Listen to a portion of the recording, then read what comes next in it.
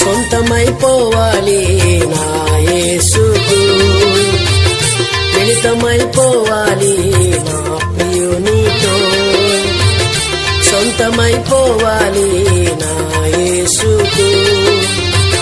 మిళితమైపోవాలి నా ప్రియునితో, సొంతమై మిళితమై యేసుతో ఏకమై, సొంతమై మిళితమై యేసుతో